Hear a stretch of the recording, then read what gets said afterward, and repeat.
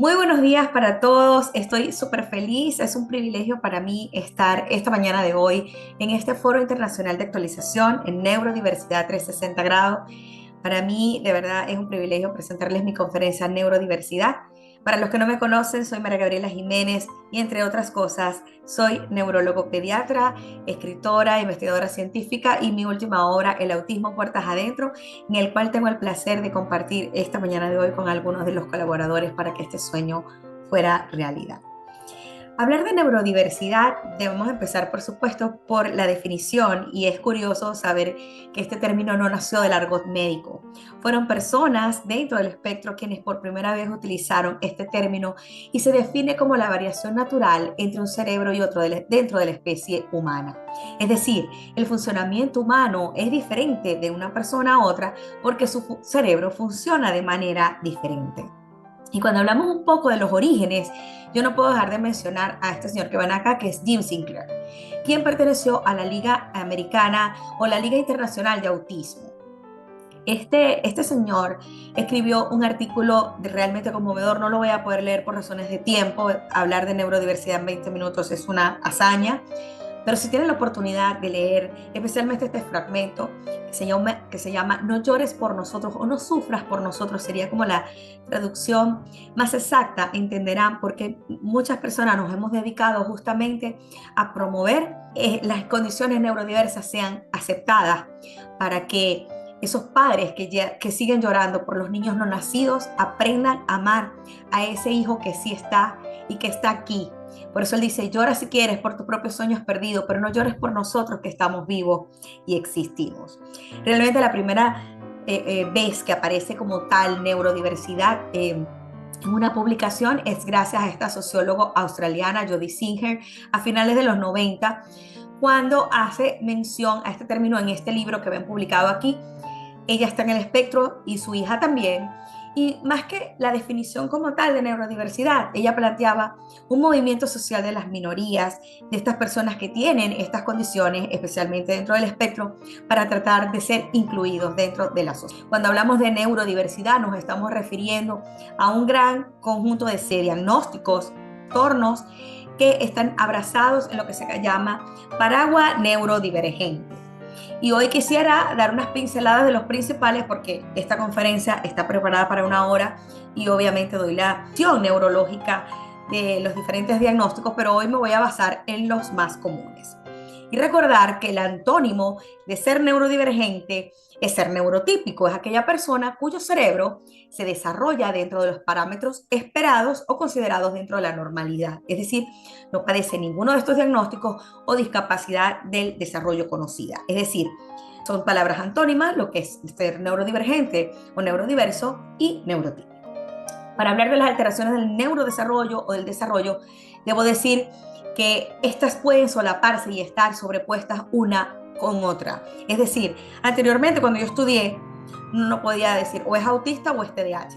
Hoy se sabe que una persona puede tener simultáneamente una o más condiciones presentes y afecta a dominios importantes: el emocional, el conductual, el social familiar, la cognición o aprendizaje, la comunicación, incluso la esfera motora y por supuesto la salud física. Y básicamente se caracterizan por originarse tras una disrupción del sistema nervioso. Es de inicio precoz y es por eso que es en la edad pediátrica donde generalmente se hace el diagnóstico.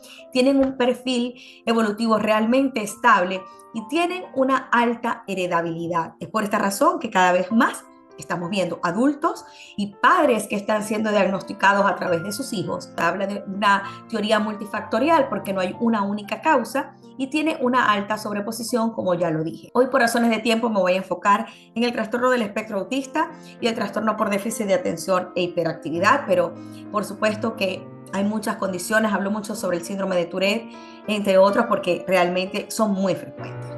Por supuesto, mi tema favorito es el trastorno del espectro del autismo y siempre me gusta empezar diciendo lo que no es. Y el autismo definitivamente no es una enfermedad y por eso no hablamos de síndrome del autismo o enfermedad del autismo. Hablamos de trastorno del espectro del autismo porque no califica en la definición médica de una enfermedad que tiene causa, diagnóstico, pronóstico, tratamiento Y por eso hablamos de trastorno, porque desde el punto de vista de médico es una alteración que afecta condiciones o funciones cotidianas de la persona. Es decir, esta condición se caracteriza por características bien específicas, como son las dificultades de la comunicación social, patrones del comportamiento restrictivo y conducta repetitiva, y se considera un espectro. Este término, aunque suena así como muy místico, en neurología se usa mucho, explica la variabilidad clínica. Lo expreso de esta manera: el color azul es, es azul, es como generalmente se representa el autismo, pero tiene esas variaciones, esas tonalidades, ese aumento de volumen o el aumento de intensidad de los colores, que justamente explica por lo cual una persona dentro del espectro, aun cuando tenga incluso la misma mutación, no se parece a otra. Tienen las características nucleares en común, pero sus manifestaciones son completamente diferentes. ¿Y por qué seguimos hablando de autismo? Porque sabemos que, como las cifras actuales publicadas por la CDC para el año 2025, 1 de cada 31 niños son diagnosticados dentro del espectro a los 8 años. Y ahí esto es importante y por eso lo resalto. No es que hay más casos de autismo, hay más casos diagnosticados de autismo. El autismo siempre ha estado con nosotros, y si revisamos la historia, vemos que hay grandes personajes que tienen las características clínicas del espectro, pero que simplemente no tenían el diagnóstico.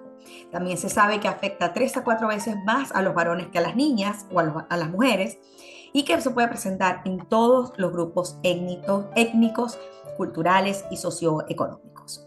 Los costos de apoyo o los gastos a lo largo de la vida de una persona con autismo pueden variar entre 1.4 a 2.4 millones de dólares. Y es por eso que tenemos que seguir hablando de esto, porque nosotros estamos en la obligación de poder darle herramientas a los pacientes y a su familia para que puedan llevar una vida de calidad sin que tengan que invertir más de 2 millones de dólares para tener una vida digna. Anteriormente, cuando yo estudié neurología, el autismo se subclasificaba y se subdividía. Ahora solamente se usa un único diagnóstico como trastorno del espectro del autismo, y de las 3 características que hablaba el DSM-4, que era el manual por el cual todos los clínicos nos guiamos para tener las pautas estandarizadas de diagnóstico, se consolidaron en solo 2 características nucleares: déficits sociales de comunicación, intereses fijos y comportamientos repetitivos. Esto siempre tiene que estar presente como condición sine qua non. Y esta es la gran pregunta: ¿qué fue primero, el huevo o la gallina? Lamentablemente, a este momento no tenemos las razones o la causa específica para que este diagnóstico se presente, pero sí definitivamente es una condición que ha sido motivo de mitos y de la mayor cantidad de teorías conspirativas, y el peso grande que cargan las mamás en los años 90, cuando este señor Bruno Bettelheim publica su libro asociando el autismo a las madres nevera o a las madres refrigerador, y que aquellas madres que no tenían un vínculo, que no eran amorosas, afectivas, o era un embarazo no deseado, el producto de esa situación eran niños en el espectro. O bien este señor que todos sabemos el caos que ha ocasionado publicaciones diciendo que la causa del autismo es la aplicación de vacunas. Y una mamá que llevó a su hijo responsablemente a colocarle sus vacunas y que posteriormente fue diagnosticado, la culpa que ella arrastra por semejante situación es enorme, y sabemos desde el punto de vista científico que no hay ninguna evidencia a que esto se siga divulgando como tal.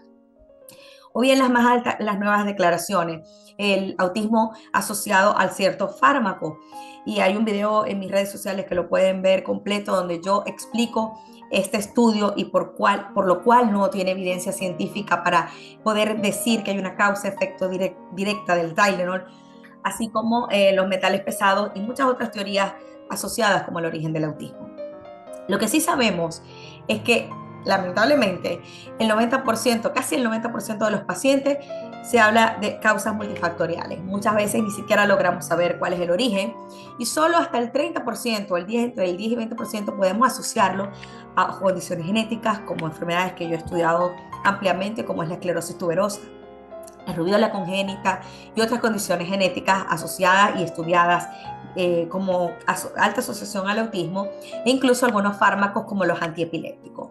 Lo que sí se sabe entonces es que ciertos factores genéticos, infecciones virales, complicaciones del embarazo y otras causas ambientales que aún todavía están en estudio originan una alteración en el desarrollo cerebral que tienen como vía final común el autismo o bien otros trastornos del desarrollo intelectual.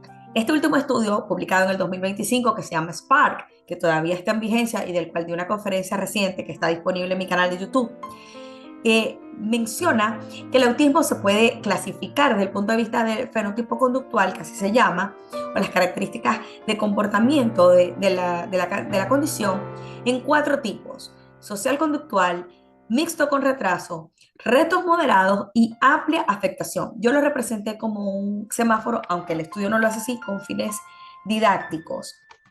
Este estudio concluye que aun cuando se identificaron variantes genéticas y causales probablemente asociadas o altamente asociadas como causa de autismo, el 9% de los pacientes, hasta en el 91% de los pacientes, no tuvieron una explicación genética clara para cuál era la causa del autismo. No podemos decir que el 100% de los casos de autismo tienen un origen genético.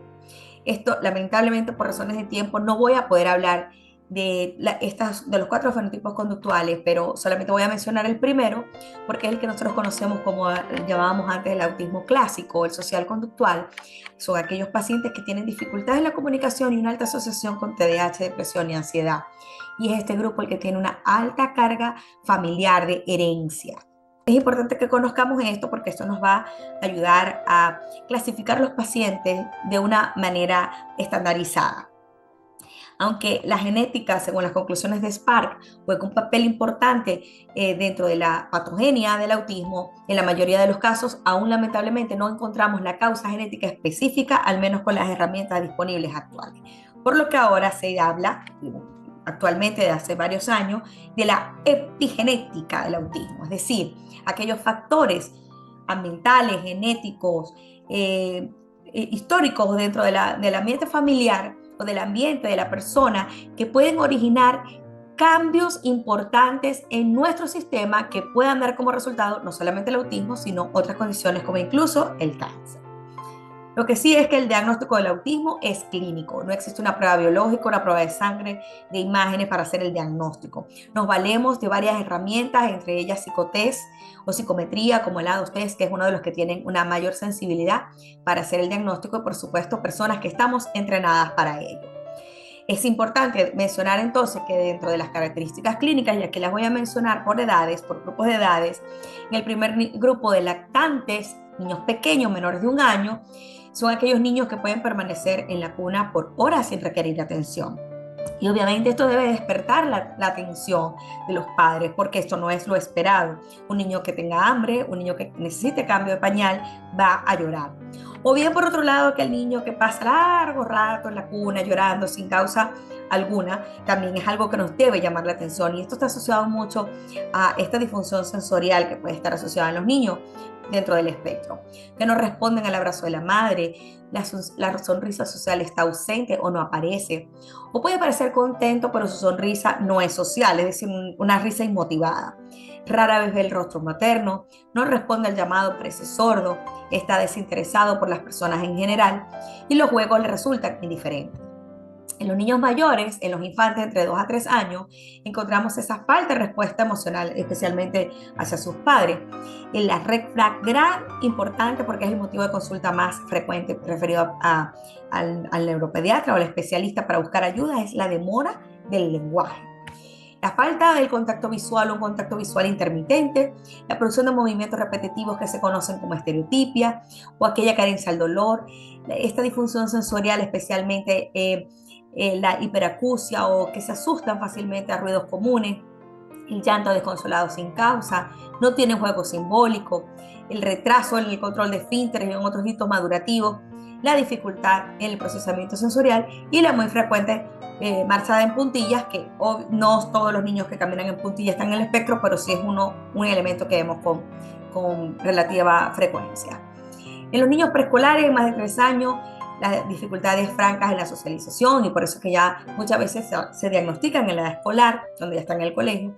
El lenguaje defectuoso, aunque puedan hablar, tienden a tener ecolalia, la repetición frecuente de palabras o frases o los finales de las palabras, frases idiosincráticas o palabras que inventan ellos mismos, la prosodia o esta entonación particular para hablar con un acento que es muy particular, muy neutro, sin entonación.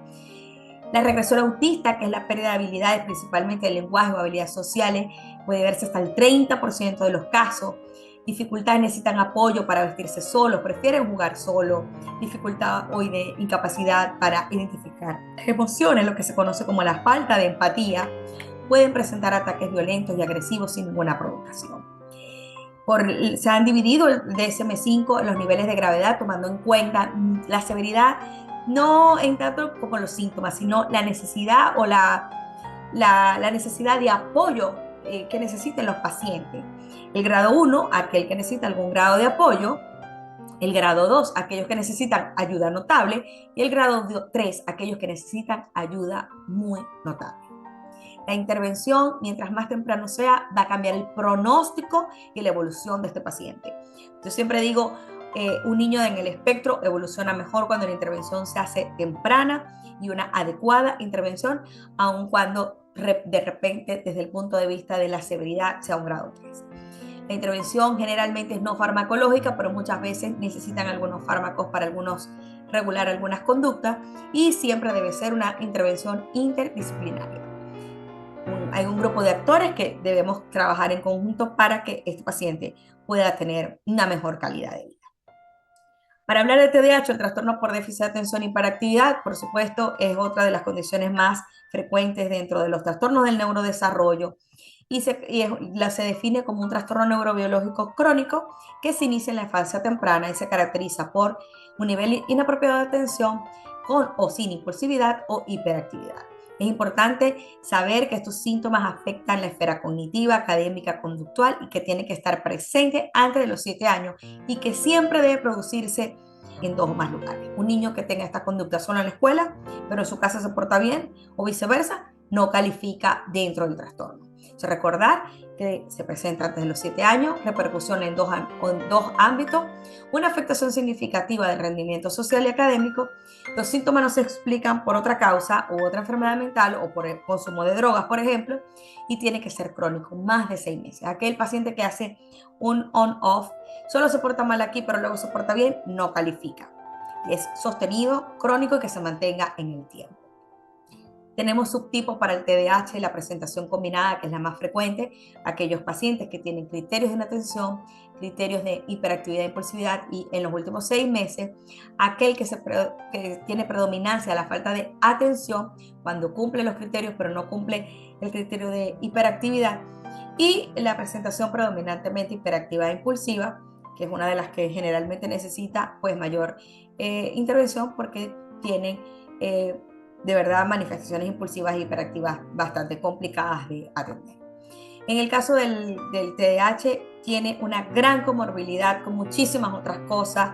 Es muy frecuente la presencia de tics motores, el trastorno posicionista desafiante hasta el 40% de los casos, y esto muchas veces es lo que hace que la disfunción y la integración escolar se nos haga más difíciles. Y el apoyo siempre, el manejo debe ser multidisciplinario, tanto la familia, el psicólogo, el neuropediatra, el neuropsicólogo, el pediatra, la escuela, involucrar a todos los actores para que este paciente pueda tener un manejo terapéutico adecuado.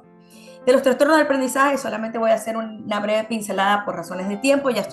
La dislexia es el trastorno caracterizado por graves dificultades para leer y ortografía. Actualmente ya el término de dislexia está en desuso, se prefiere decir trastorno específico del aprendizaje para la lectura.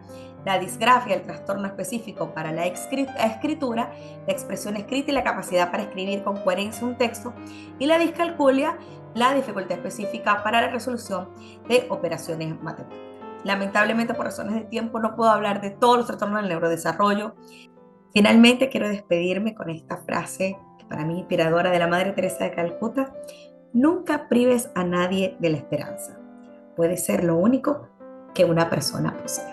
Y justamente lo que estamos aquí, lo que buscamos es brindar esperanza a todas las personas que para muchos pueden recibir un diagnóstico devastador, como lo puede ser una de las condiciones de las que he hablado de hoy.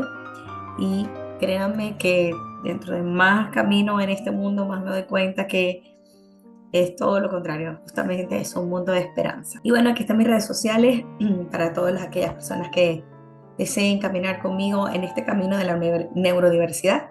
Gaby Neuro. Muchas gracias para todos. Así.